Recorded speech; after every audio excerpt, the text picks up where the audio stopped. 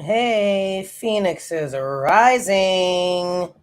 Coach T, as in Tennille here, and I am here with another broadcast. The topic is narcs and boundaries and how they do not mix.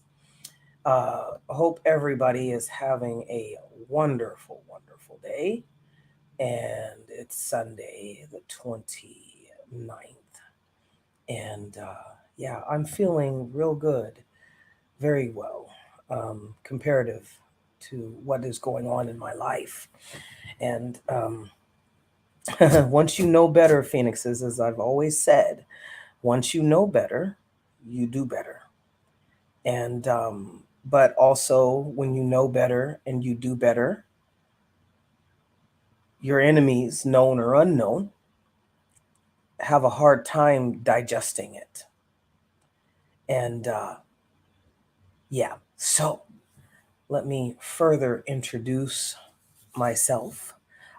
My name is Tennille, and I am a transformational coach for lesbians and trans who are between the ages, give or take, 30 and 50, who have survived a relationship with a cluster B personality or personalities, be they co-workers, families, best friends, boyfriends, girlfriends, husbands, wives, etc., and are ready. You're ready to go through the 4 steps that I take my clients through or guide them through to break generational curses, to get to know the Most High God better, and to regain confidence and clarity as to who they are. And the best part of going through these 4 simple steps, so they may seem, uh, is reconnecting with your authentic self, with that being in you that you always were, that really never left you, that is guiding you through this dimension now. If you understand, you understand. And I want you guys to understand. Like, it is really a passion of mine. I'm at my job. I'm like, you guys, there's a dominant culture. And I digress. Let me finish up. So, I'm not just a coach, I am also a survivor of gang stalking, witchcraft attacks, and narcissistic abuse for over 10 years. Within those 10 years, I was homeless for 3. I survived because the Most High Divine took me through 4 steps in my along my spiritual journey that helped me level up spiritually, financially, physically, and mentally to regain my freedom, right? So the 4 steps quickly are: reveal patterns and beliefs that kept me in poverty mindset in all areas. Poverty mindset isn't just about your finances. Poverty mindset is about, oh, I don't deserve to date that type of person, right? And so because I am fat, that was my thing. I was like, okay, well, I'm fat, and people in America don't like fat black women, especially, unless we're sassy and, I won't say what we used to call them in the 80s, but, gay boys love us, whatever. But that created a pattern in my life of poverty. So I would never be fulfilled because the universe literally read that as, you don't want to have a healthy, happy relationship with somebody who can truly love you, right? So again, reveal patterns is the first step, that to reveal patterns and beliefs that kept us in poverty thinking in all areas of our lives and not living from our authentic self. Number 2, heal. When you know better, we do better. But also, when we know better, we're able to heal. So number 1 merges, dissolves into step 2, where, because of the understanding now that we always have to go back and look at something, right? Because you say, well, cops, for instance, when they're doing investigations, detectives are doing investigations, why they got to go back to the scene. You got to go back to the scene of the crime. You got to go back to the scenes in your mind, because this is literally what the Most High God took me on. Imagine being homeless, your whole entire life destroyed, and people are blocking you, gang stalking you, to exploiting your vulnerabilities, and you can only focus on moving forward and doing the spiritual work. I did this by myself. So when the detectives, we heal by facing what was embarrassing, what had brought us trauma, right? When we look at something, we take back our power. And when we take back that power, when we become powerful, when we rise to that higher level, that higher vibratory level, we're not depressed, we're not ashamed, because there was a lot of times, when we go, back, how, depending on how far back we have to go, a lot of times it was never our fault in the first place. We just got blamed for it. Go back to my other podcast discussions, and I talk about my father, I talk about my mother, right? God revealed like everything to me about me and what still needed to be healed, right? So 2, heal. Step 2, heal. When trauma happens, we don't get the bigger picture, only a snippet. Understanding brings healing. We know better, we do better. So that from all of that, steps 1 and 2, we grow, right? We have released the fear now because we've faced it. There's no more guilt because we've triaged it. We've constructively analyzed what has been going, what the real situation is, what is the root of the problem. I had to ask the Most High the other day. I said, Most High, I said, and this is kind of funny, but I said, Most High, because something came to my memory, and several situations of me doing this. And I said, Most High, I said, why am I a cock blocker? So I was like, oh my gosh, like I really, really? Yeah, that's you. That's you, Coach T. That's what you've done before. you know and so it was something. So you have to, you're never done going through these 4 simple steps, right? And see, the 4, there's no rush. You can be on step 1 for a couple weeks or something, and then go, you may get the clearance, so you feel the feeling, okay, now I got to go do step 2, right? So we grow because we've released the fear and the shame, and we forgive ourselves for holding on to it, or for making that mistake because we didn't know better. We forgive others. Forgiving others, Phoenixes, does not mean that we have to let them back in, because we're the ones who are on our healing journey consciously. If that person was conscious about it, and they're on their spiritual journey, their spirit team would have been, could have said, hey, okay, contact this person or whatever, you need to make an amends or whatever, right? But the safer as well, because because not everybody is on a soul journey. Not everybody has a calling to be a healer. Not everybody has a calling to be a teacher. Prosperity. You're a healer, honey, sweetie boo. You're a healer. Anyway, my dog was like, Prosperity was like,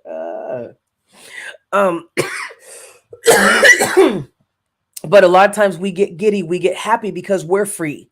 But we don't realize people can smile in our faces and are jealous. They're insidiously jealous. They're pathologically jealous and envious of us. And that is very dangerous.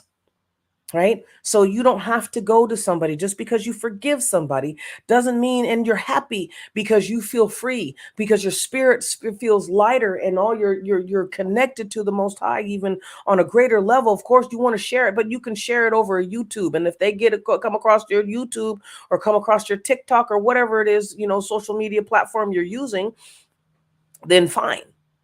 But always protect yourself. You're no longer carrying other people's baggage. So don't take anybody else's. Don't take on new baggage. right? And then the fourth one step is show. When similar situations arise, what we respond with emotional intelligence. We respond with emotional intelligence. We're not responding, and this segues into the topic for discussion. So, in a nutshell, coaching with me. If you so choose, you can go to the links that are in the description. Please like, subscribe, and share. Ring the bell so that you're notified. I'm trying to get regular, but again, when it's weird when the demonic forces don't want to let you go. You know about them, you know how their structure and their system works, and they still just can't let you go. They don't want you to get clean from them because you've been their life force, you've been their sustenance. Right. So, and then that's, why when you're dealing with cluster B personalities, when you're in a relationship with them, you always feel empty and drained. They don't want to talk, or they ignore you or whatever, because they're a narcissist. All they want is your presence. Nobody goes and talks to a sack of potatoes because you're going to cook them and eat them. I don't talk to the beefs. I mean, I may pray over and say, bless this food, let it nourish my mind, body, soul, and spirit. Purge out all impurities that I'm not aware of. Right. But then shouldn't be eating the food in the first place, if it, but that's a whole another topic. But no, so we're food for demonic sources, entities working through human-like creatures, humanoids, right? So let's get into this topic. Narcs and boundaries don't mix. So when you set boundaries, I'm leaving my job, and I'm terrified. I've cried already. It's I'm leaving my job. So since I've began working with this company, I was happy. It pays weekly or whatever.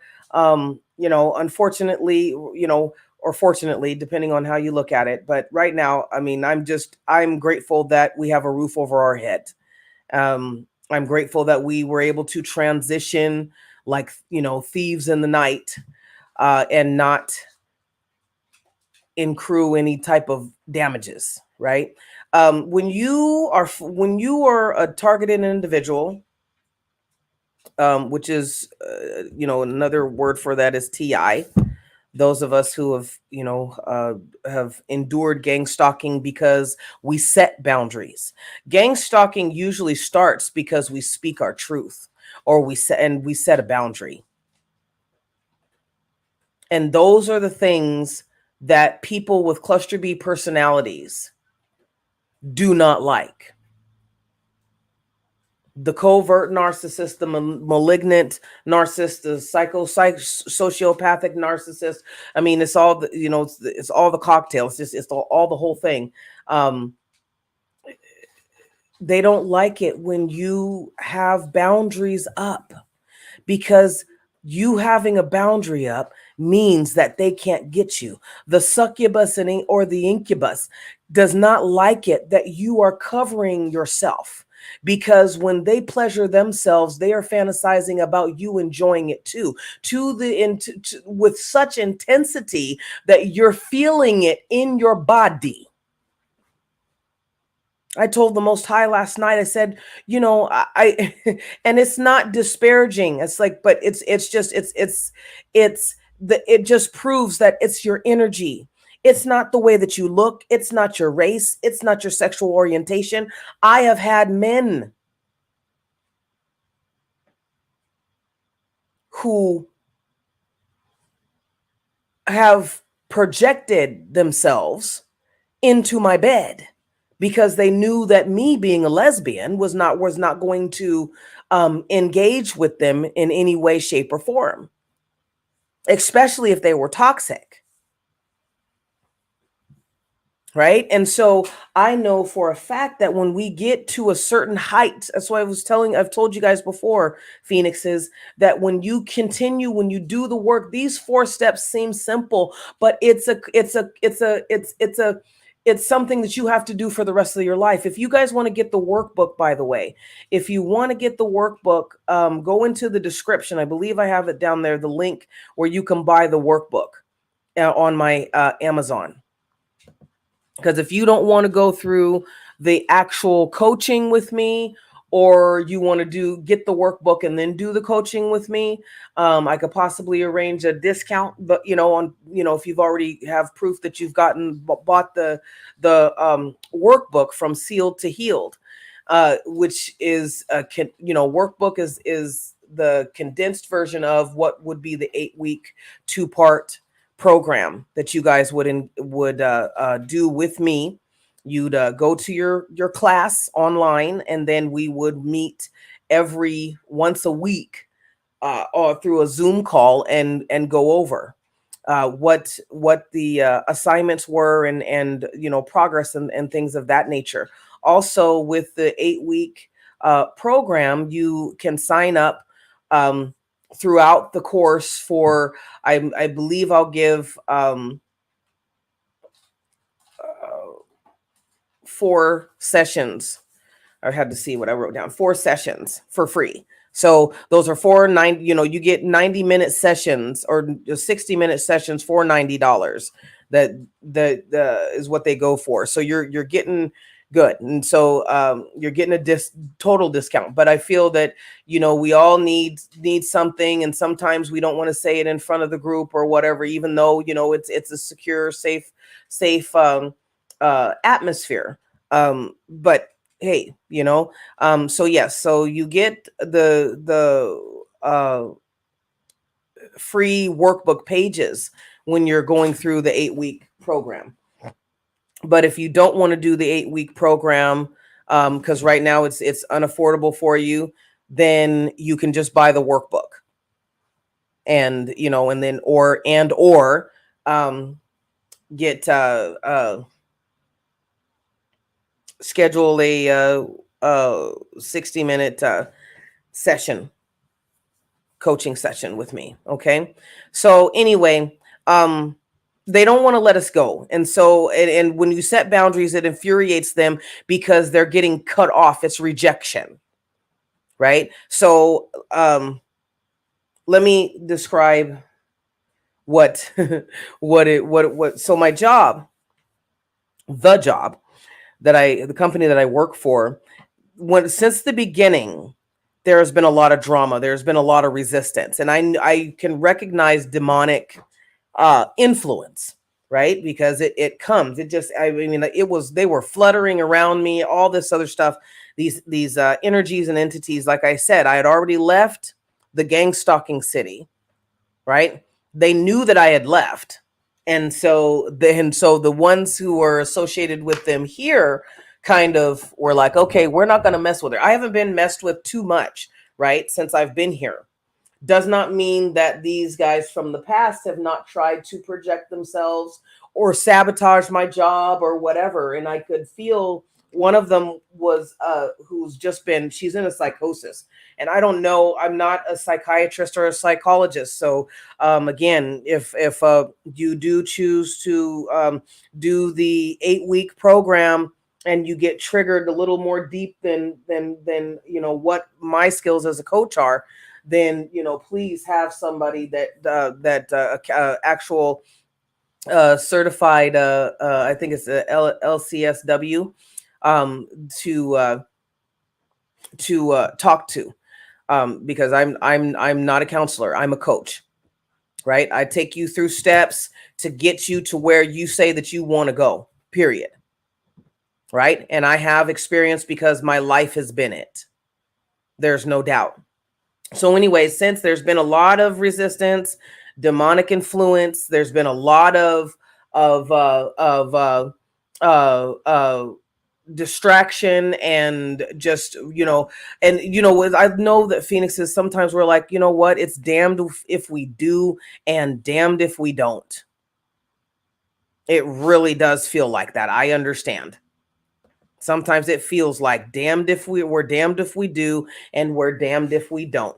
If I talk to people, they're still going to get mad. If I don't talk to people, then they're still going to get mad. If I say what's on my mind, they're still going to get mad. If I co-sign their BS, they're still going to get mad. You see what I'm saying? That's what the crazy making is because, you know, with people, it doesn't mean that we can't be toxic. There's certain levels of toxicity. And with some people, with cluster B personalities, their toxicity keeps evolving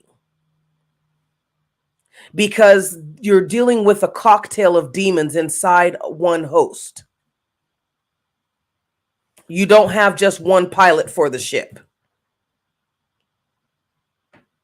So you're never going to please this creature. They are always going to be mad because I had the woman who was mad because I was toning up. I mean, and there's no reason why, right? I mean, I've said this before, you know, when I did the podcast discussion on weight, right? And when you're dealing with trauma, that's all stress fat. And that's what they're causing you is stress. They want you confused. They want you stressed out because if you're confused about who you are and you're stressed out about having to find housing, how am I going to pay my rent? Right? So with me, I'm grateful that I went through 3 years of homelessness and actually, honestly, I mean, I've had a narcissistic father and a narcissistic mother. You know, they split. I have been isolated all my life. I've never had family backing. All my family has been my soul tribe. My family have been my guides. My family has been the Most High God.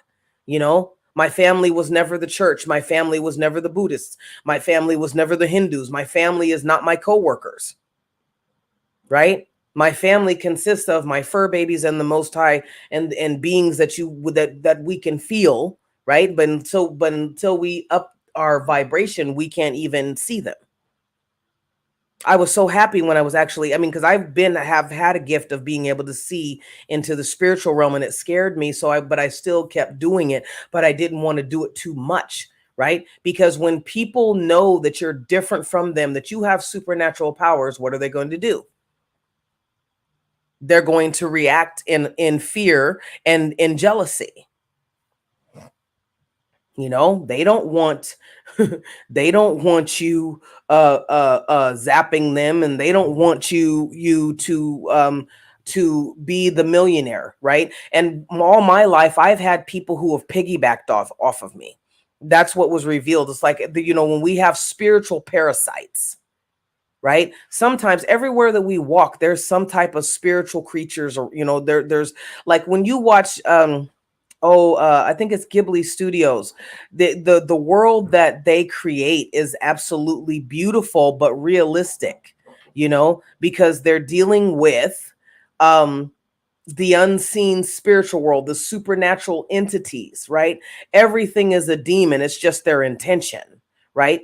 So that's what was revealed to me. It's like, look, you've dealt with these types of entities all your life, and these are entities attached to people. Since I've worked for my job, there's an entity, and I think it's coming off of these cluster B people, because like I said, they are the ones that house these demonic entities. They because of what they are. Right? You can't say, "Oh, I'm a good person." Like I had the lady, she's a child molester and a sex trafficker and a murderer, really. She just does it. You can kill somebody through witchcraft. They tried to do it with me. They tried to cause me to have a heart attack. They tried to cause me to have MS, PCOS, fibroids. Like these guys, and they were trying to get to create it in my body by manipulating my DNA. This is what I'm saying. When you got to clear out those 4 steps, Phoenixes are going to clear out your spiritual pipes, so that way you can have direct downloads. You're going to be attacked for that. I get my crown chakra attacked all the time. It was just attacked about 4 days ago. Somebody did a ritual. I mean, the difference is because I'm not in that the dense den of demons that I was in before, right? So, God moved us swiftly because God's getting ready to deal with these guys. So I'm not afraid, right? Because I've done the work. So I can say, yes, I may be facing homelessness again, but I am not going to allow a cluster B corporation to continue to put me on a toxic wheel, right? Because that's basically, what it is. So anyway, let me get back to so basically with this job, there was always something wrongs, right? So basically they took away my badge, or didn't give me a badge, actually. Didn't give me a badge and refused to give me a badge. Refused to, I sign up to get notifications of when there were other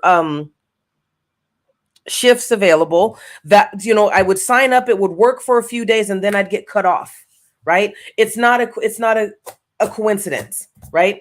The guy just got hired onto our site, and he gets notifications. Everybody else gets notifications, right? So when you're dealing with cluster B personalities, when you're dealing with a corporation, a business that their foundation is that of a demonic, is demonic, right? And it doesn't mean that it's the whole, like you have different branches in different areas, right? This branch is just toxic as all fuck. I mean, excuse my language, but it's toxic, and they marinate in it. And I read it before, and I was like, okay, mother, why are you, right? You put me through this. Because I was not looking to work for this company.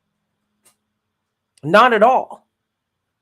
They called me. I answered a Craigslist ad when I was looking for work. So, but since I've been there, it's nobody communicates. That's one of the hugest things for this company, is that nobody communicates, and nobody wants to communicate. They want you to flounder. So they're setting you up to fail. They're setting you up so they can write you up. And for this company and this branch, unfortunately, they go after Black people. They love to torment Black people. I am at a site where I have heard horror stories of gaslighting, a lot of psychological warfare, right? We have the cluster B template. We're going to love bomb you. We're going to smile to your face, and then we're going to degrade you. I have a supervisor who sleeps with county employees openly. So when there's nothing that they can get me on, so, they're using, in this situation, they're using the tactic of write-ups, right? Or the procedure of writing somebody up for supposedly not adhering to the policies of the company. So long story short, I get this. They've tried writing, they've written me up, and I don't sign it because it's not legal. I'm not signing anything. So you can put it in my file, but it's not legally tangible. It's not a legal contract. Because I'm not sure. Well, you got to sign it and at least just describe. Well, this is what you've done. I haven't done anything.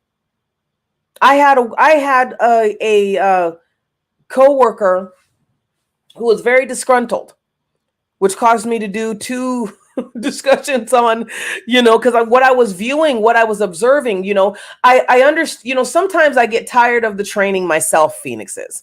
It's like, gosh, can't I just live? Can't I go on a beach with a coconut fizzy, with Prosperity and my other fur babies, and can't we just sit on the beach and just watch some stuff happen? Instead of always having something happen to us. right? Because people don't like our vibes, right? People don't like it when you don't need them. And I am so, I know that it seems like it's, well, why was that? Why would that offend anybody? It offends them because people want to feel special without really having to do anything. When you smile at somebody, you are projecting such beautiful vibrations towards them, and they're sucking it up. But when you stop, or when you come, let's say you're going down the line and somebody, you're just glowing and everybody's, okay, and you're smiling, shaking hands, you come to somebody who is just really disgusting, right? Their aura is evil, has evil, murderous intention, but they're sitting there and they're smiling at you, right? But you just pass them by because we're allowed to. On top of that, we're allowed to pass people by. We're allowed to not talk to anybody. We're allowed to go our separate ways. We're allowed to say no.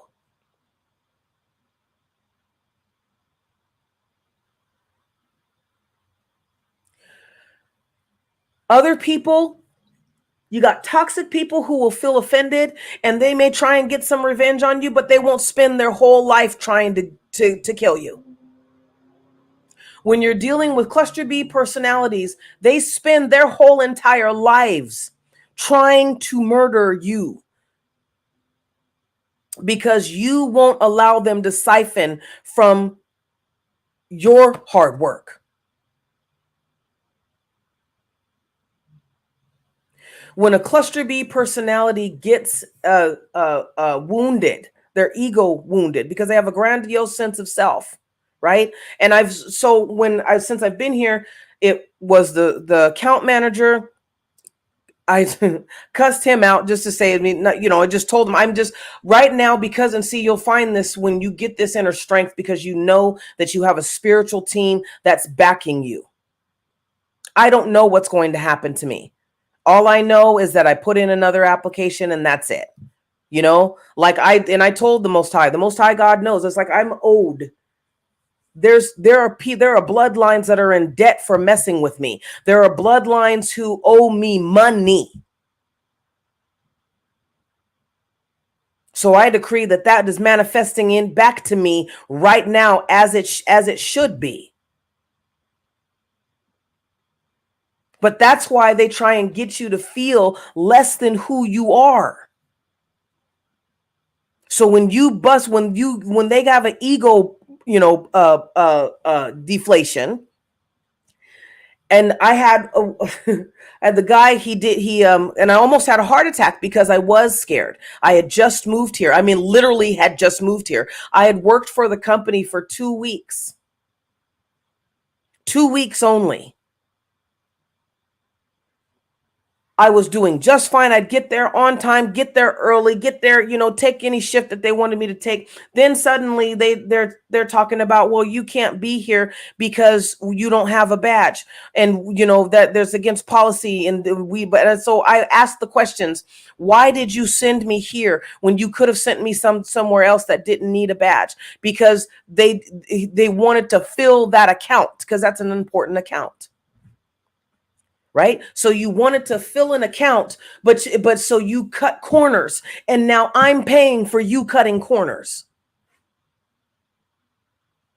Right? So in that situation, I was compensated, but I could have won a lawsuit.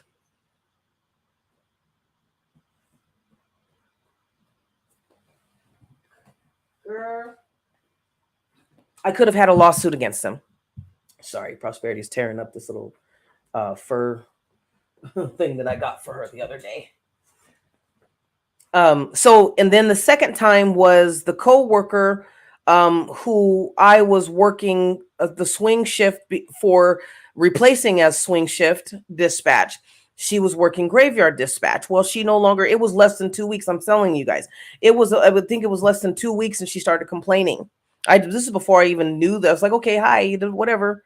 So it was less than about 2 weeks or whatever that she started complaining. And so one thing that I really sensed in this person was that she was you when you deal with cluster B personalities, when after you've dealt with a narcissist, you just know how you just can smell it.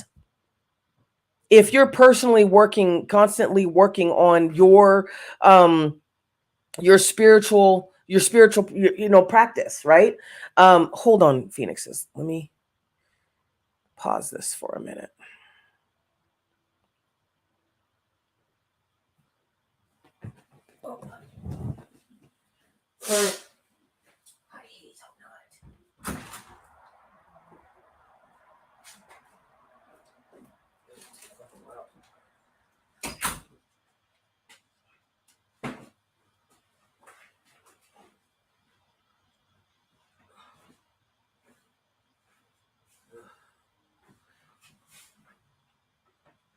So, and something else too that I've noticed is that when people, just in general, when people do not have their, so when you've done the work, you can, and you've from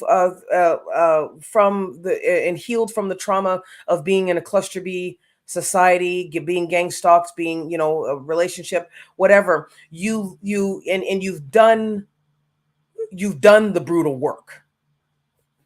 There is never going to be a time where you're not going to recognize a demonic spirit in somebody.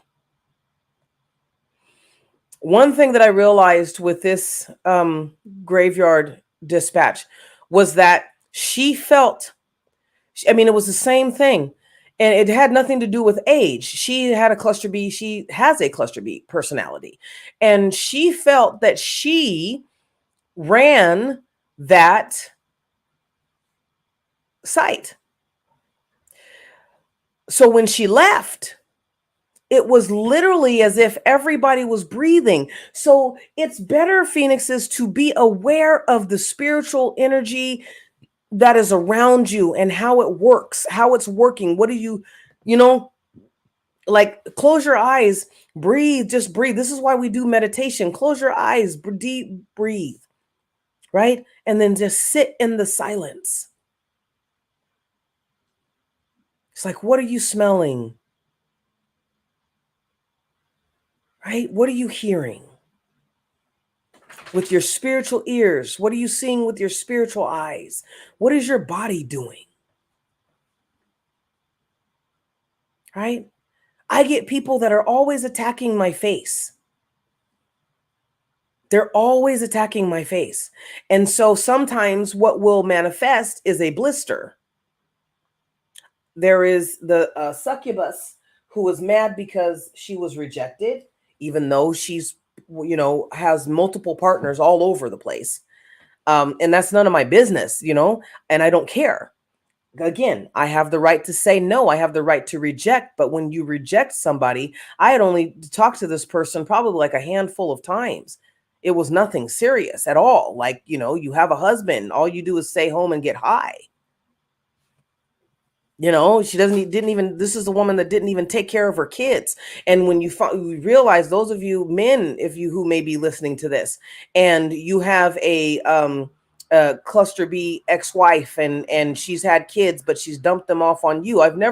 This is four children who have been dumped off on their baby daddies. And so she messed with me one time too much. And I said, you know what? I declare and decree that you will have to start paying child support for every second that you have been in my energy, trying to traumatize and siphon from me. You will I forget what I said. You will accrue the such and such amount and have to pay it back to the fathers, right? Because she's a succubus. The succubus will try, and even an incubus, they'll try and get you pregnant so that you have that trauma bond.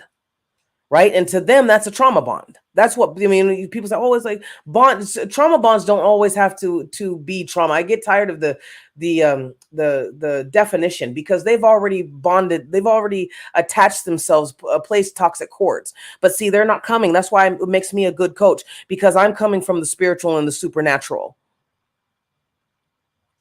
right? There's nothing, and people are talking about it, so it's not like, it's there's anything wrong, right? But when you so if those fathers were to break from her spell, because she's constantly doing witchcraft, and she's constantly, so she has the kids to tie herself to those fathers. And she said something to me, it's like, oh yeah, they were telling him that I'm a good person, and da da da da. So where they kind of do this moralistic thing and whatever. And each cluster B personality exhibits different characteristics at different times. It may not be verbatim, but it's, you'll recognize it, right?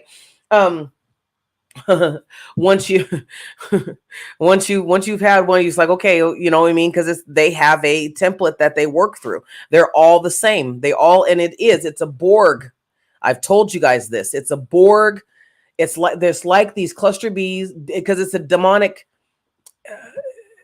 I said they're housing the demonic entities, right? So it's like they're all doing the same thing, because they're all connected to the same network.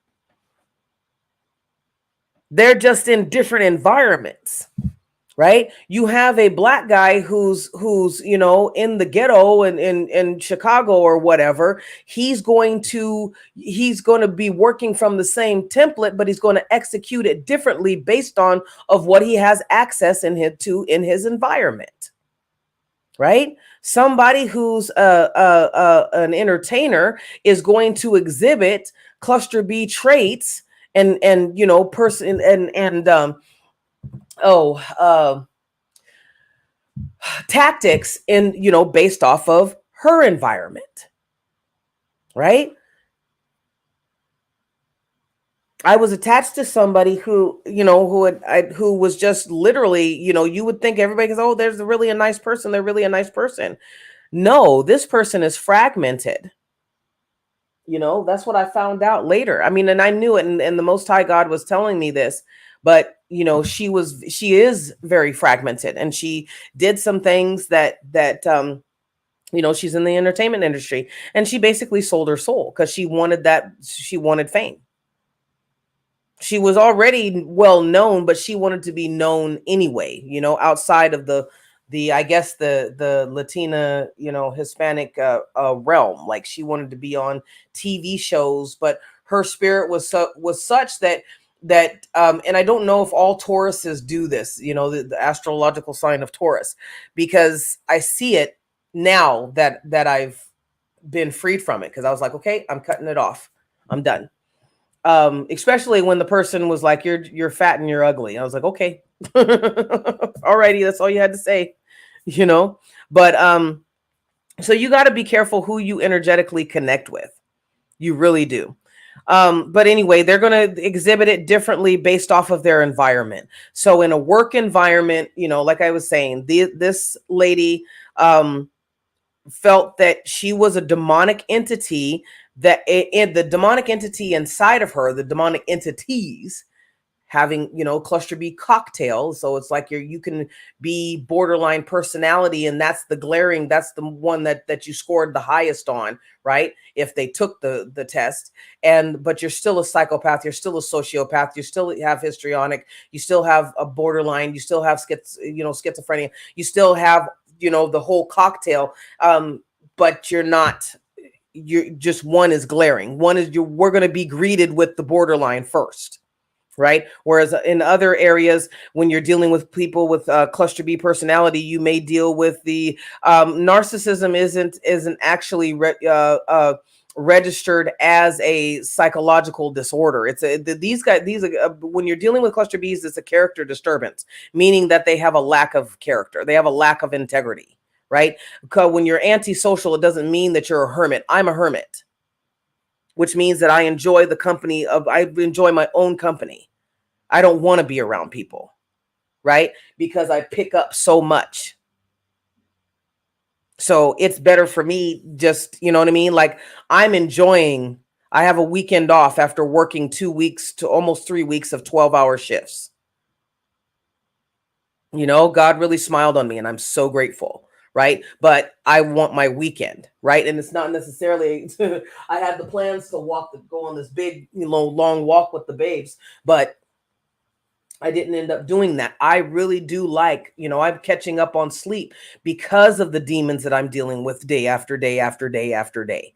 Because it's not, when you're in this field, when you're in security, sometimes it's not the client, it's the coworkers. And security is the field of the career of being a security guard is rife with sexual harassment, rapes, um, uh, slandering, stalking, other forms of, other forms of harassment for, and again, in my case, there's like, okay, well, how can we rile her up? Right. Because we're all toxic, but we have nothing on her. Right. And it's not that, we show prosperity. It's okay, baby. It's not that we show that we think that we're so much better, but that's the way that they're taking it. Why? Because they're infantile. They have an immature way of looking at the world around them. Right? This so the lady, was literally, she bold-faced lied because she knew that she was going to get away with it. This lady in the picture, it's not the real her, but it's was the swing shift or the morning dispatch. And she had an issue before I got there with other guards, like, well, they're not supposed to do that, right? This is the one that's like, oh, well, you're not supposed to do that, and if I was doing this, and I would write everybody up, and they would be fired, and we finally, we still have this problem, right? So this is just a regular ordinary guard. She doesn't have any leads, doesn't have any, right? But when you're dealing with people with narcissism, that cluster B personality, when you're dealing with malignant narcissists, however it shows up, they feel that their word is God, but they know how to manipulate everybody around them. Right. So she did do, not that, Ren, I've said this before, race doesn't matter, but again, it's how it's what narcissists, cluster B personalities in general will use whatever they have access to get what they want. So she will use the white woman tears. Right. She was trying to manipulate the system, to manipulate the environment, and say, oh, well, she broke this policy, and we need to help. We need to. She wrote that I had violated her. Which I did. I put in my DARs like this lady was aggressive and hostile. What else do you fucking, excuse my language. What else do you want me to say it? And they said, well, we don't want to put that in because it's in-house. You're not dealing. I told them bluntly, and see, this is where your power comes from. I stood on it, and that's why they don't know what to deal with me. I had these people flinching, not because I was going to hit them, but because I was hitting them with facts and truth, and they had no idea how to process it. So I suggest you either book an appointment with me for, and we can triage. You could take a poll. I may just go ahead and put it up on my community tab. But again, I'm still trying to, we've only been 4 months in, and I'm going on 5 months right now. So I'm still trying to get situated. So, and again, right. So anytime you have a calling on your life, I should have been on the motivational speaker circuit. I should have been, on Zoom calls and doing all this stuff. And it's not for a lack of trying, but it's being distracted. Again, when people believe with the cluster Bs, the narcissists, they will take your finances, they will harass you, they will take your housing, they will take your children, they will take your pets, they will take anything that they can use to make money off of, and leave you desolate and broken spiritually and physically.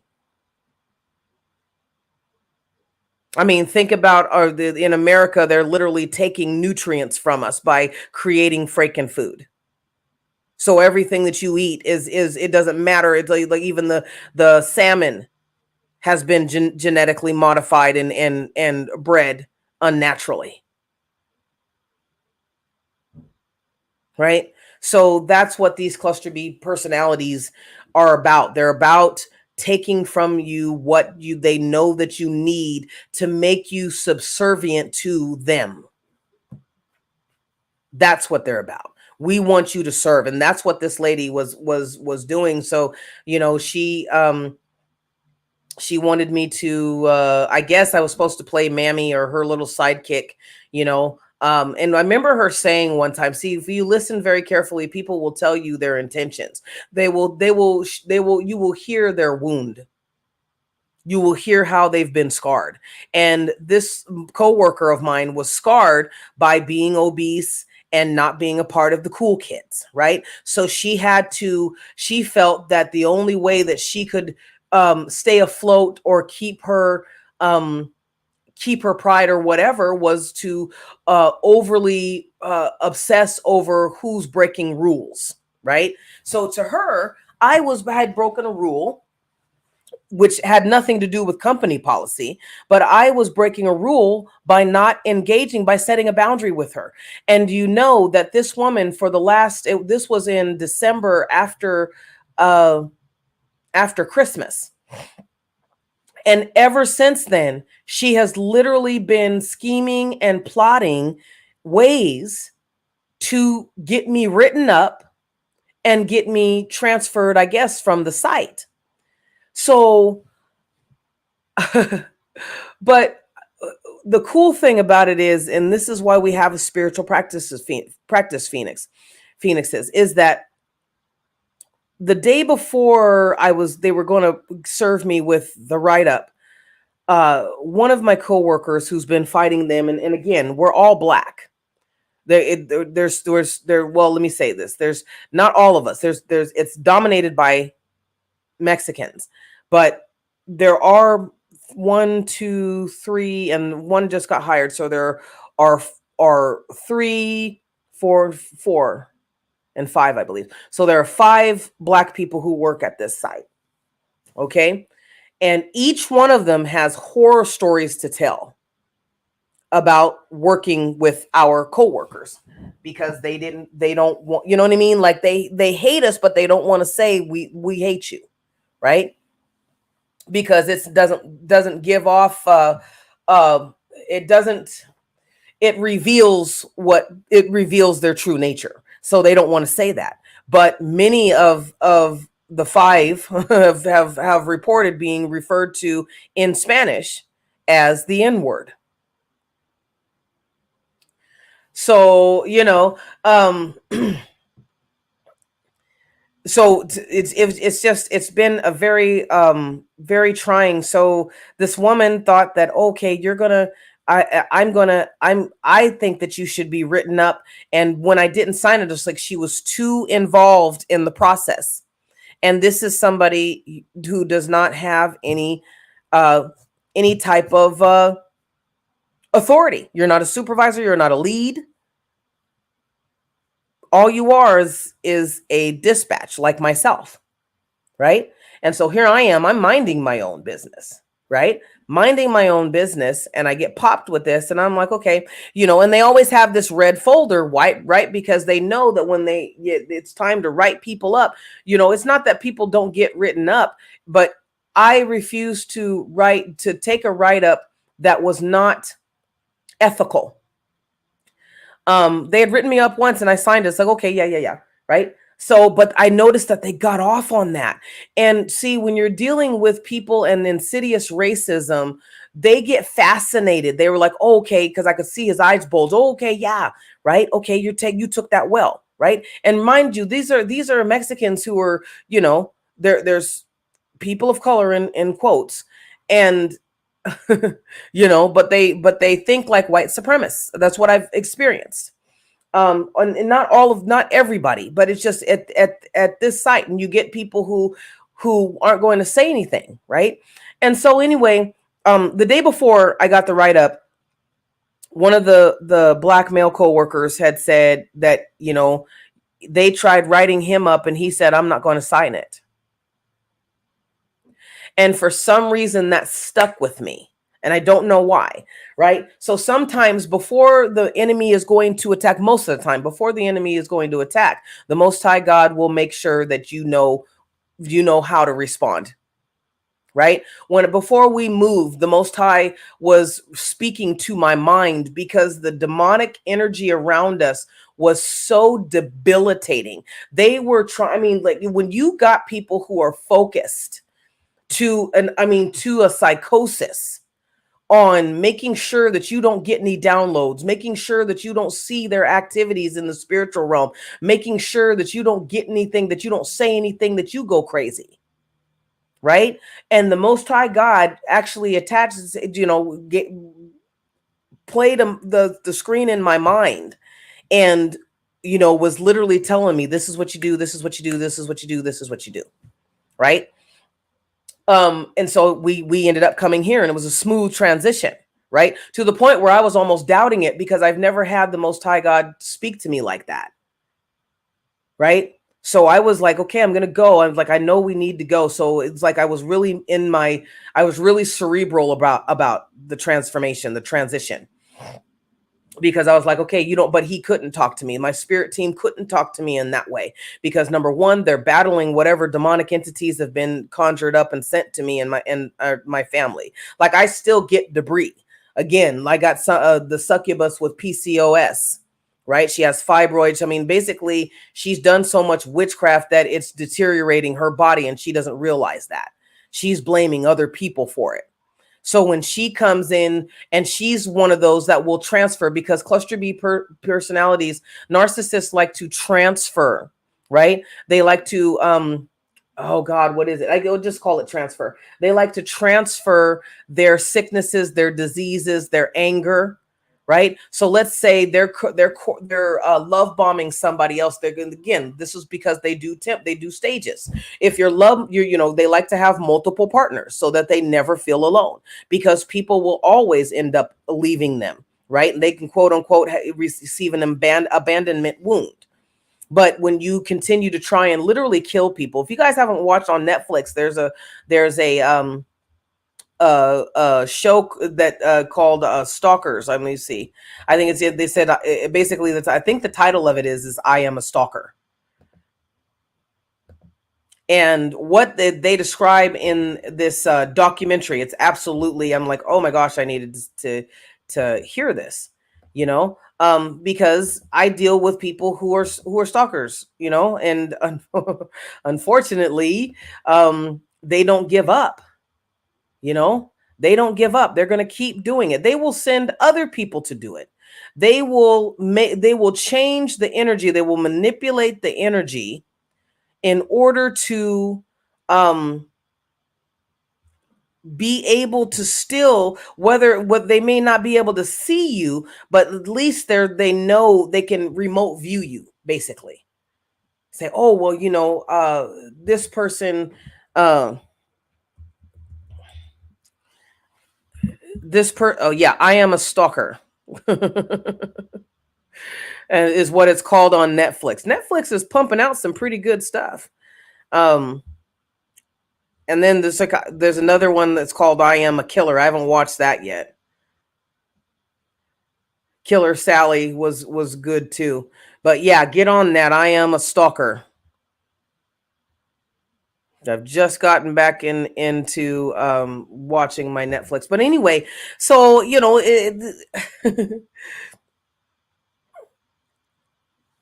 where was I? These guys don't take no for an answer. So anyway, so when the guy had told me, it's like, I didn't sign it, I refused to sign it. And he said, because they can't put it in your file. It's not legal. They legally can't put it in your file. So I'm not, and the lady was like, oh, well, why did I didn't do anything wrong. Well, yeah, you did. When you come into somebody's personal space, the graveyard guard had done the same thing. There's something about it where they wanted to show me that when you get narcissists, have to show you that they are dominating you. I have seen people with malignant narcissism do things that you wouldn't even think would be possible, right? Because just for the sheer embarrassment, I have seen them eat rotten food, all the while never looking away from me, because they wanted to see my response. See, because we're empaths, we're so we're sensitive. right? Like I'm sensitive. So when people come in, I think I was starting to say, when people come into my energy with the succubus comes into my energy because she feels that I'm still her possession because she tagged me. And I've said this on other podcast discussions, guys. I've said this, that once they mark you, you're theirs forever. They don't. It's not because they have an affinity for you or they're in love with you or whatever. It's just you're a source. You're a meal. You're literally a meal.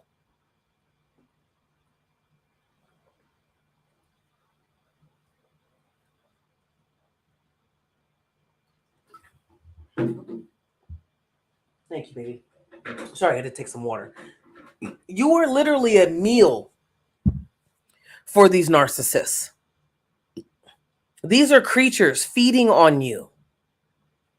And just because they don't look horrid, I watched a movie called Gantz, Japanese animation. I think it's taken from a manga, but watch that, and you had all these demonic creatures or whatever, right? But just because they don't look demonic doesn't mean that their intentions aren't demonic, and the aftermath in dealing with them is not that of somebody like I have had these guys. So, being an empath, I can feel this person when they're tweaking. They've tried getting me high through the spiritual realm, energetically trying to get me high. So you have to, when you do these 4 steps, that's just the tip of the iceberg. You have to keep going deeper. That's when it gets harder. And that's when people usually stop. I couldn't afford to stop. And I'm kind of a masochist myself. You know what I mean? I've always said I'm kind of a subtle, a mild masochist. But when they took everything from me, right? I mean, and even they sacrificed my fur babies,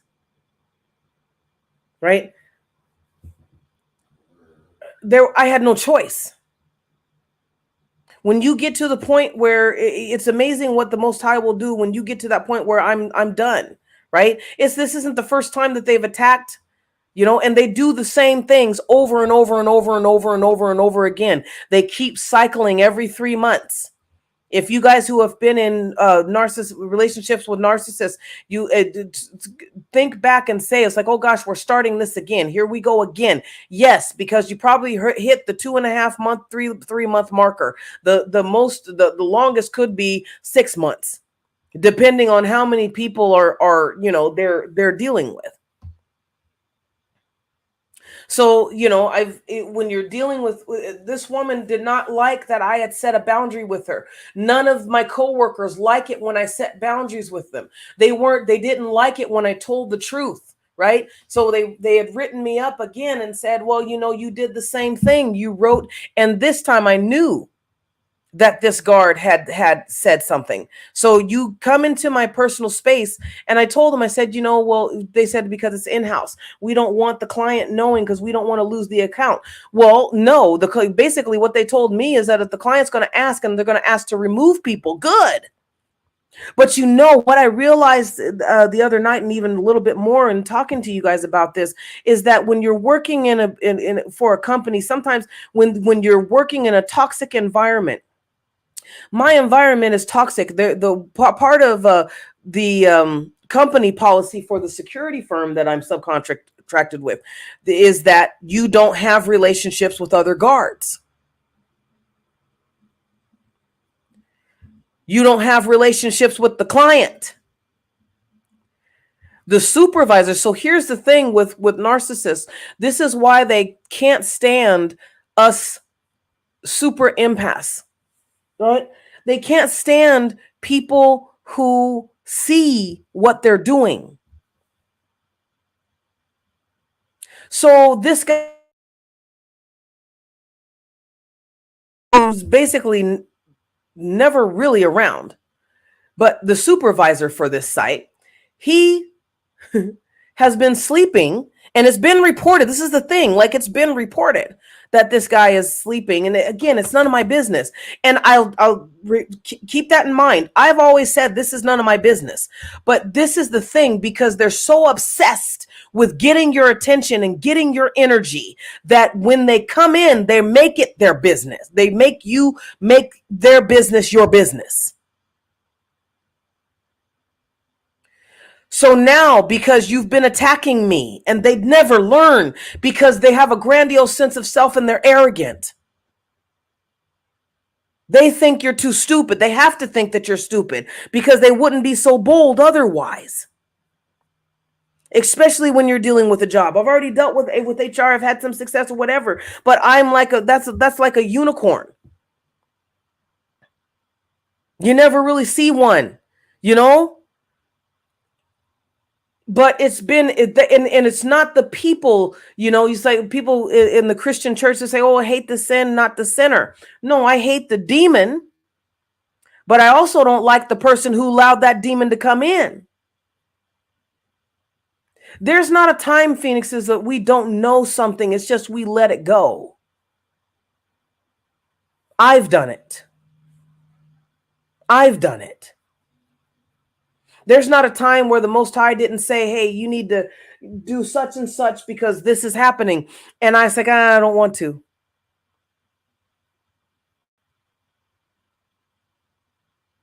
There's not a time. And so I learned that when I was on the streets, especially because when I didn't follow rules, when I was not obedient to the Most High God and listening to my intuition, right? When I didn't pray and fast, let me tell you guys something. I fasted for 3 years intermittently. And sometimes I had to fast for at least 4 days to a week.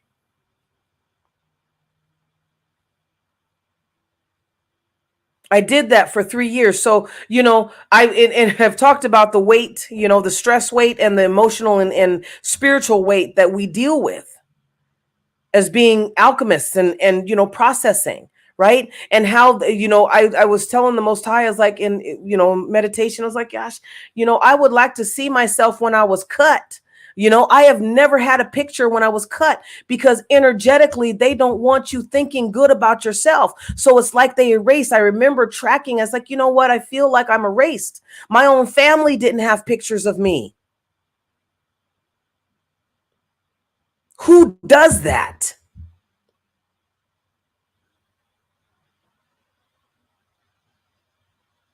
So when you glow, Phoenixes, it is true. When we glow, when we are in, people say, oh, I am in my highest. No, you're not, because if you're not getting your ass beat, or if you're not kicking ass,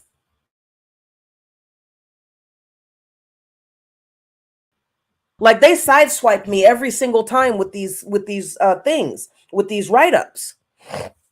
And it's been going on for about a month where they keep trying to write me up. And they keep trying to convince me to sign it. I'm like, no, you're not. And you say it's not legal. You're not. I said, because I'm not going to. And this is the way. And again, when you've done your work and you know who you are, and I would say too, like I said, I'm a masochist. So I'm always thinking, because I've been through so much. I've been through so much spiritually and physically that it's just like, you know what, if you want to take me, but you're going to work for it. And I'm not going on the streets. That's me. I'm not going on the streets. So I don't know. So the Most High God is going to have to show up and show the fuck out. Excuse my language. And I know that they will. Because I've been saying I'm tired. I wasn't supposed to come here and have to work 3-4 jobs. Right. And so the little time that I've been here, right, they don't let go. So that means that this sector, I guess, this section of demonic entities have to be laid to rest. Right. But so anyway, I didn't sign it. And they said, because you're not supposed to write in your DAR who's doing what. But as dispatch, my job entails making sure that also includes making sure that the other SP, as they're called for this company, security professionals, are doing their job. So I've watched the supervisor courting a employee, a county employee, and her coming in and treating me because that's what they do. They got to find somebody that just to kind of brag to and see, this is what I got and you don't. Good, because this guy's married. He's married and he has kids, and they talk about it freely. That's the other thing. They talk about it as if it's no big deal. You have two couples. Again, policy is that you don't date other guards. Yet that's not being followed, right? So, and then they had written me up for not doing what they wanted me to do the way that they wanted me to do it. And took a photocopy of that. Something told me to take a copy of it, and I did. Right? So yeah, and then finding out that people, the dispatch for the company who goes and says, okay, can you work here, or we check in with and everything else. They had been taking away half hours because of my 12-hour shifts. And I'm sitting there and I'm working until, and here's the other thing too, is that other people somehow know when I'm working and when I'm not working. So they have a click through group chat, right? So it's not been comfortable for me, and which has made me go and say, hey, you gotta deal with your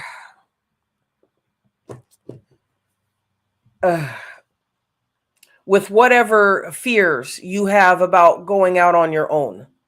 Whatever fear I have about going out on my own, about doing coaching and motivational speaking and programs full time.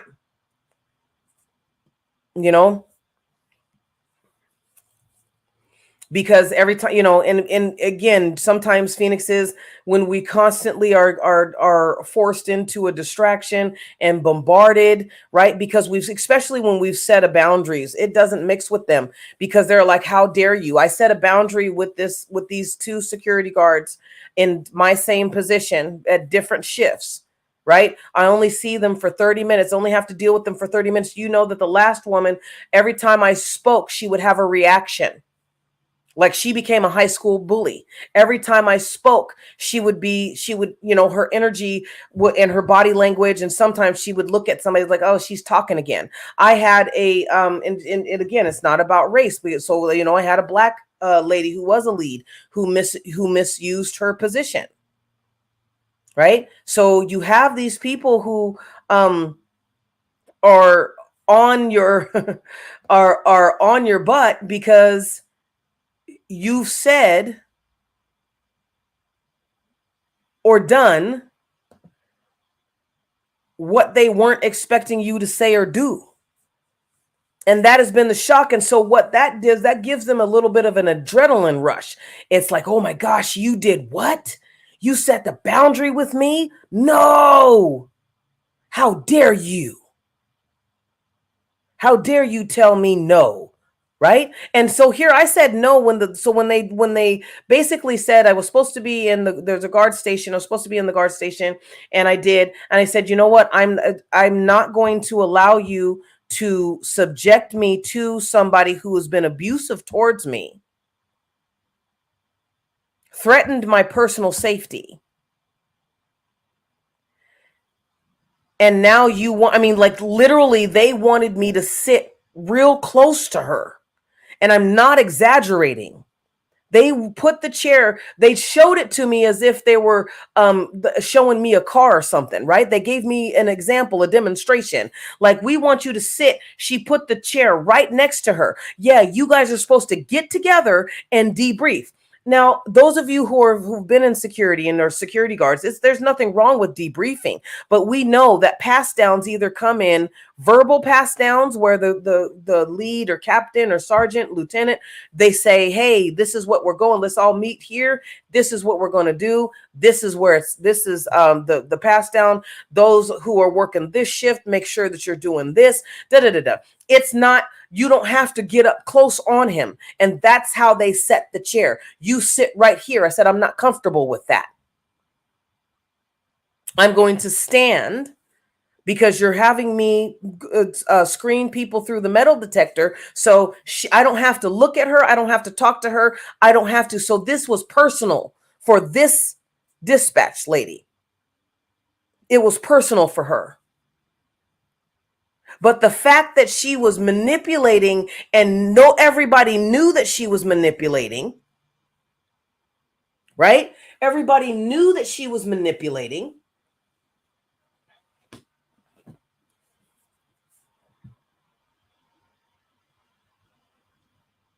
But she still didn't want, she still got to do it.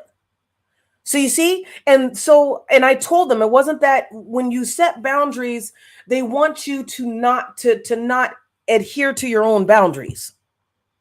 Right? So the fight, the adrenaline rush was, hey, you better come and do what we say or else. Or you shouldn't be talking, basically what this woman, the dispatch said, she shouldn't be talking to people like that. And I had to was warned by another guard that I needed to start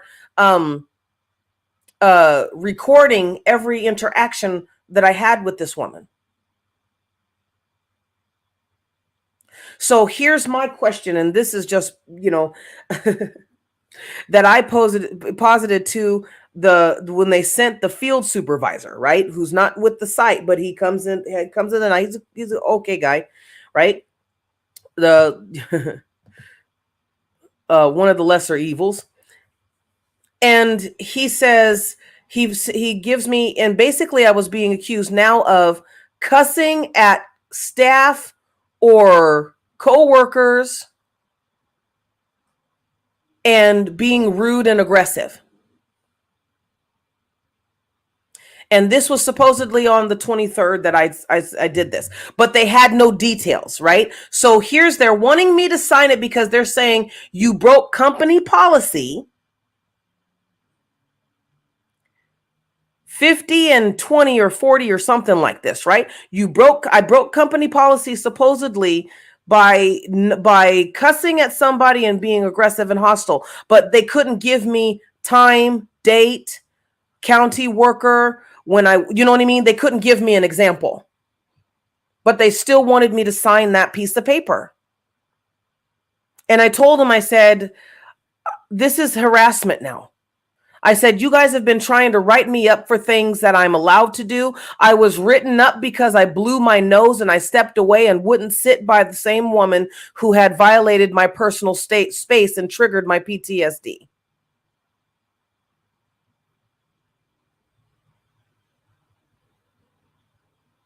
Okay. So how you handle that is you stick by your guns. That's how you handle it. And I told him, and when you speak your truth, maturely, you speak your truth. It's like I said, and I told him, I said, I'm a grown woman. I'm a grown person, right? I don't have to do this. He's like, well, if you don't report it, you got a chance to tell your story. My lawyer can tell the story for me. I can tell my lawyer the story. I said, because you guys don't want me reporting what is actually on my shift. When you do a daily, a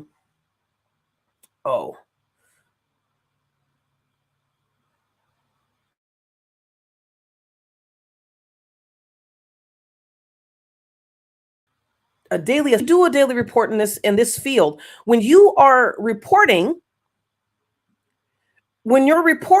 you're supposed to say everything that has been on that shift. So this woman literally came in, she caught me off guard. Like I saw her when she came in, she didn't say anything. She was hostile. She walked right past me.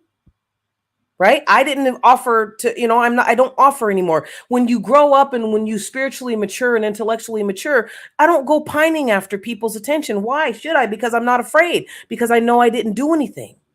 right? They like it when you're apologetic. They like it when you're a people pleaser. I am not a people pleaser.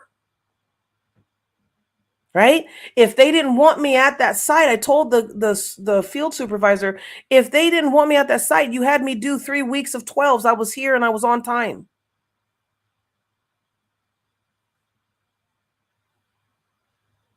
I was here and I was on time. Right? I've been on time.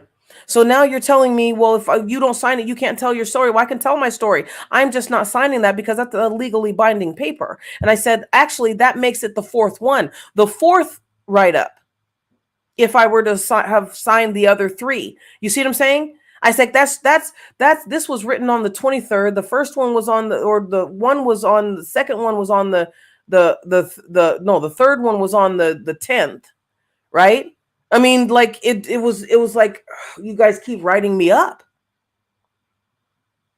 Right.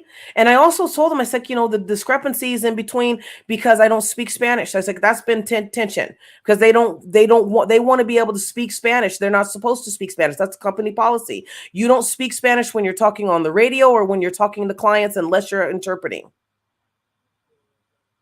Period. I have been cussed out and called the N word in Spanish right in front of my face, or actually technically behind my back. Right? So you stand your ground when you're dealing with narcs and boundaries. What I'm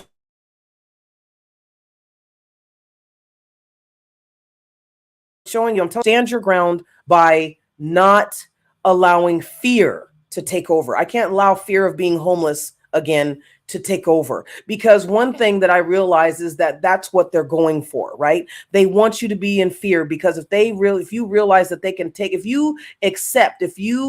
because by you being in fear, you're signing a demonic contract with them. You're signing that contract that they're having for you, saying, okay,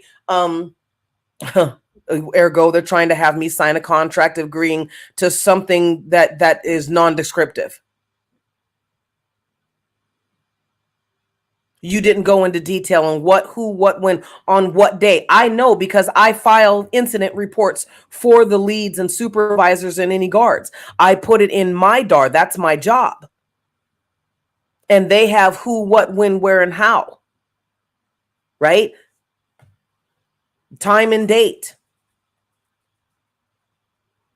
But I've noticed that they don't, because they don't want to get sued, or they don't want people coming after them. They leave out, oh, it happened to name this person and this person, right? So me standing my ground and choosing, because I told them, I said, you know what, I'm done. And I cried because I don't have any, because I'm exhausted. I'm exhausted with coming, and we should feel exhausted because it's not us. I'm exhausted with being around toxic people who are so flipping nosy, right? And I know you're nosy, but you don't want to address me in the appropriate, respectful manner, whether it's in business or whether it's in personal relationships. One thing that has been a pattern in my life, and it's not a pattern that I've caused, but it's a pattern of dealing with people with narcissism and other cluster B personalities, right? It's dealing with that cluster B cocktail, is that they don't value you. You are supposed to worship and value them. So they're not going to come to you and say, hey, I like that you did this artwork, or I like the calendar that you made, or I'm interested in signing up for your course. They're going to be condescending. They're actually going to belittle you first. Right? If you cause somebody pain, it gets them their attention. They want you to be in pain, because they get off on it, but also because then they can manipulate you. I have there's somebody who's still been stalking me. Like the stalking hasn't stopped. It's just at a distance now. And it's not as impactful. But so my sweetie booger face. Hi, mamas. So this person is still stalking me, but she is mad because what it assumed was that I was going to forever be frozen as a homeless person, that I would forever be homeless. And she would literally be sending flying monkeys. And because before, when I was on the streets, she would be a block away and tell some other homeless person to try and give me food or to make fun of me. Basically, there were different streets of she would conjure up different street theater acts, like, you know what I mean? Like, she was mad because I took my money that was in her little Hulk piggy bank. This is a 60-year-old woman, mind you, acting like a teenager, acting like, I pegged her at about 13. Right? So, having them give me quarters and stuff like that. So it's not that you're doing anything wrong. You just do not be in a spirit of fear, but of power and of love and of a sound mind. Because they don't have, when you get into fear, they come in, and energetically first and then physically. That's how we get those toxic attachments. And I don't know if many of you guys have realized this, but when we're dealing with people with cluster B personalities, get up there, go. But when we're dealing with people with cluster B personalities, they always have this false sense of familiarity, like they're familiar with us. You've never met them before, or you've seen them in passing and never really had dialogue, but for some reason they're talking as if they know you, right? Trying to mimic a soulmate kind of encounter, right? Which it's not. They're just a stalker. Or they're on a message board, like the lady who got mad and has been working relentlessly, tirelessly to get me written up or fired, which they're not going to fire me because they don't want the lawsuit and they don't want to pay the unemployment. But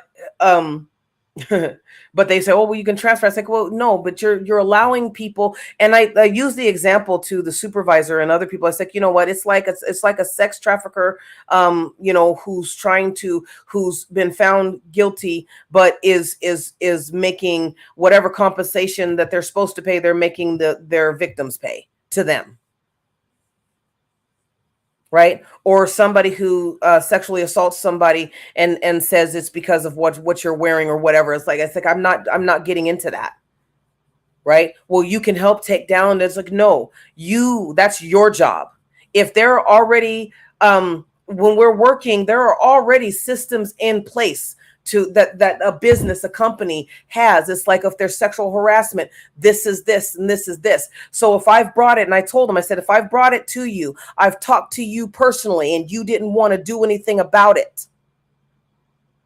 I've talked to you personally and you didn't want to do anything about it like you're supposed to. But now you're getting mad because I'm putting each toxic encounter on I'm reporting it. And you're saying, oh, well, we don't want that, because you know that if the facilities manager finds it and says something about it, that they have the right and the power to fire somebody. Well, and I could get fired too. You see what I'm saying?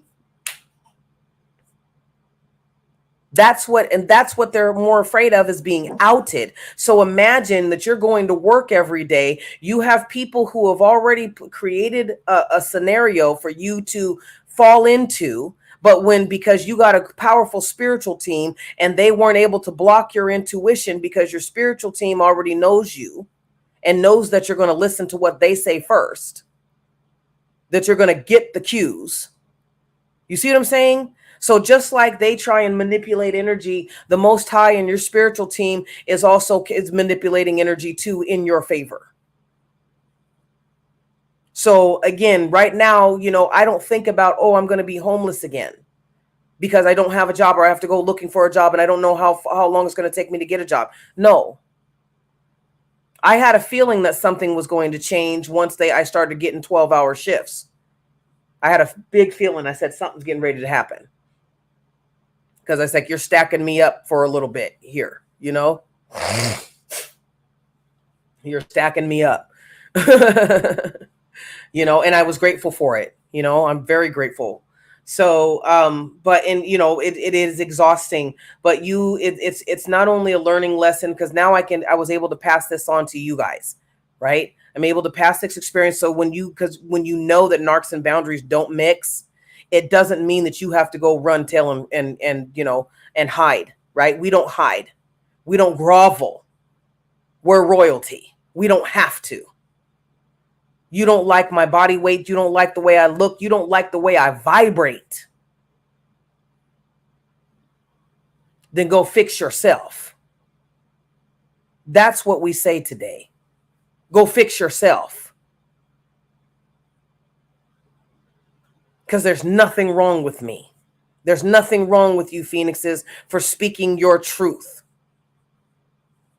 But timing is everything. And that's one thing that they were speaking through my coworker when they said, timing is everything. He's given me so much information every time something's getting ready to pop up, because he's willing and he's open. And I've seen, when our light changes, erodes all the desolation, all the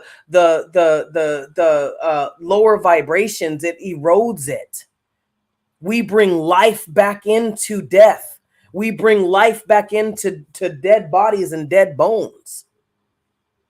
We bring the life back. These guys feed off of desolation. They feed off of the mold. They feed off of, it's not that mold's not healthy in some way, shape, or form. There's a rhythm to it, but it's not supposed to be a constant in anybody's life. There's a season for everything. But when you're dealing with demonically possessed people otherwise known as cluster B personalities, they can't stand it. I lived with one before we became homeless in 2017. I lived with a woman. I had her in my home. She couldn't when she couldn't control me, when I set a boundary with her, she blew up. And she went on a rampage to destroy me. It didn't matter whether I was smiling. It didn't matter whether I stayed in my room and avoided her. And that's the thing. When you avoid them, then people, they get conscious of, people are watching me. Somebody's watching me do what I do. And it's all your fault. Right? It's all because you brought this attention to me. If you would have just let me abuse you in whatever way I chose, then I wouldn't be at front and center. Because there's no doubt that this person is going to get fired. There's no doubt that this person will be written up. There's no doubt that people are being outed for their sexual, whatever that they're doing. But we wonder, it's like, well, why do you keep doing the same thing over and over again, knowing that you're going to be, found out? And I will say that the reason is because they're delusional. I have somebody that keeps hanging on to me. They've done witchcraft to try and merge with me like venom. And she feels that it has a right to do that. It's entitled. Well, how come you have this? How come you have that? I live out of a hotel. And I work my butt off.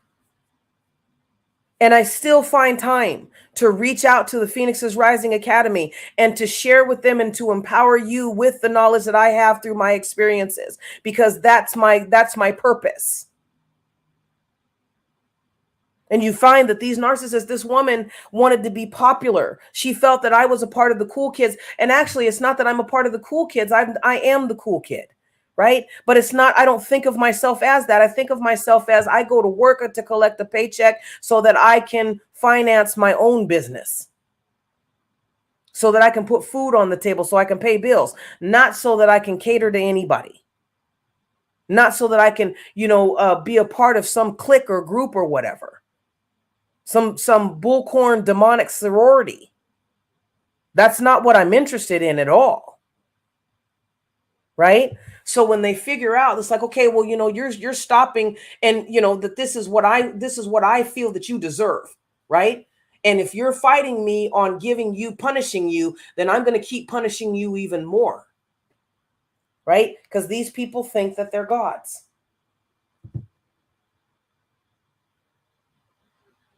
But when you do the 8-week course, I'm going to put up. And if you guys get to it, please DM me. And it's very simple. Go to the link for my Amazon link, and you'll if you want to buy the just the regular workbook, that's in the description. I forget how much it is. It's $18 or something like that. And and you can also book. I used to have. If you guys go to my LinkedIn, I think my LinkedIn is still in the. Is it a LinkedIn?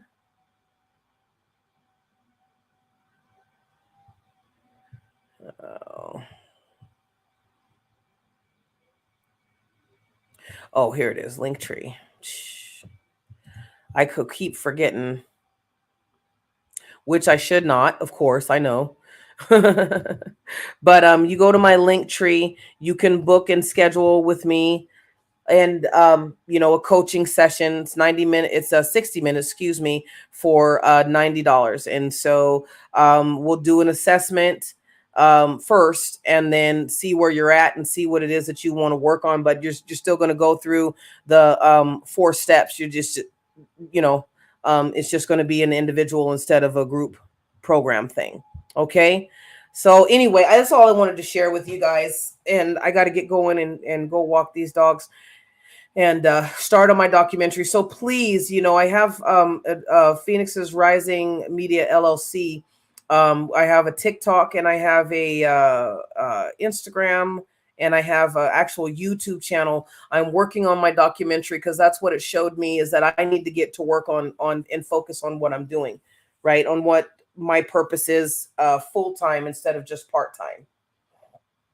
And that's what I'm going to do. So please, if you guys want to hear my story, also, just don't just like and subscribe to the Phoenix's Rising Academy. Also go to the Blue Phoenix Rising Media LLC, because that's the filmmaking and the other section that we do. So it's basically, I have the 3 Phoenixes. So Phoenix Rising Phoenix Designs, which is where you can get calendars, and I thought I put that up, where you can get calendars for $8. You just print them out yourself, and that I've designed, digital art. And you can also go to my Etsy. I haven't put ugh. You can also go to my Etsy account, and I'll put that up later. But you can go to my Etsy, and I have, tote bags and other stuff, and that you guys will, and phone cases and shower curtains and comforters, and just things that I've made for my tribe. And let me know if you guys like them. If there's something else that you would like to see as a design. So my designs focus on the Black feminine, Black lesbians. And I know that may not sit right with some people, but it is what it is. And I am not going to, let's see. Ugh, I hate it when they do this.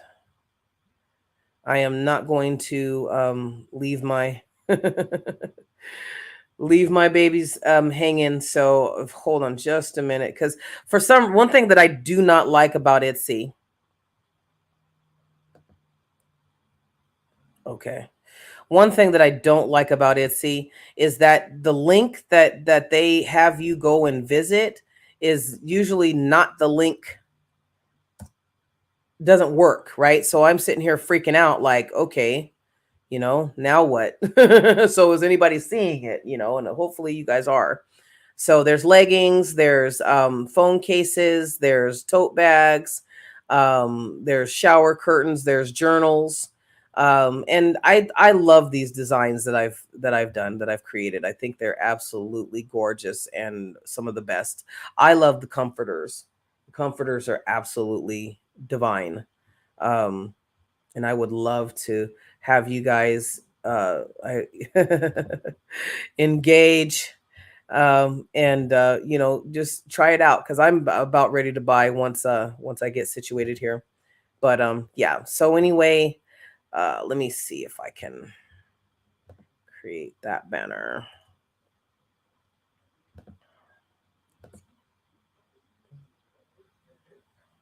All right, there we go. So that's what I have, you guys. Love you so much, and I'm so happy that you guys still listen and support my channel. I could not do this without you guys. I would not continue to do this without you guys, of course. And so I pray that I do touch your hearts, and I know that I'm pretty reserved, and but and I'm learning to come out more. With us people who are oh gosh, we're not just hermits, but we're something else. So, you know, yeah, it's been something, but I'm grateful. And anyway, guys, go visit my link tree. Go visit my Phoenix Rising Designs, and go and pick out what you want. Got some beautiful products. Don't skimp. And I'll be getting some more in. This year is the year, and stay tuned for the 8-week program that's coming up. I'm getting ready to launch. Okay, so love you, Phoenixes, and remember, your blessings are in your ashes. Rise.